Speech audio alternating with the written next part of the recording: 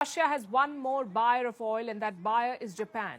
And this is a very, very significant turn, a big win for Russia, a big blow to the West, and vindication of sorts for India. But first, let's understand why this is such a big deal.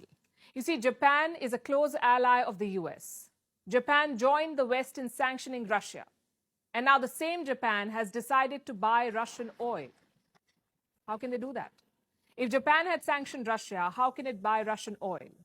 Because it kept oil and gas out of the sanctions, just like Europe did. Japan stopped short of sanctioning Russian oil and gas, and now it wants to buy cheaper Russian oil. This is a setback to America's plans of containing Russia. And to add insult to injury, Japan is buying Russian oil above the Western price cap. We'll tell you about it. This move demonstrates what the world has always known, that Western sanctions regime is hollow. Quick question. Why does Japan need Russian oil? Because it's cheap and it's available. It ensures Japan's energy security. Japan needs oil, but it does not produce any fossil fuel. 90% of what Japan consumes is imported. So energy imports are crucial for Tokyo, and you cannot depend on just one source. So Japan is turning to Russia for oil. It is pursuing an independent policy. Now, here's the interesting part.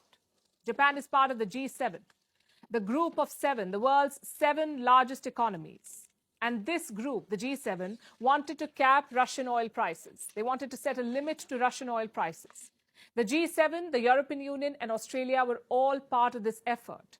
They wanted to fix Russian oil prices at $60 a barrel, so that Russia is not able to sell oil at high prices. The idea was to limit its earnings from oil. $60 a barrel, that was it.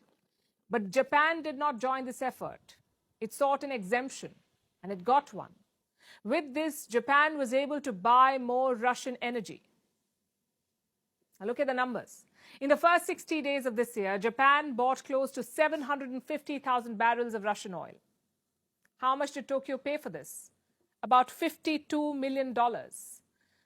That comes to under $70 per barrel, but that's more than the Western price cap of $60 per barrel. And this is not a one-off case. Japan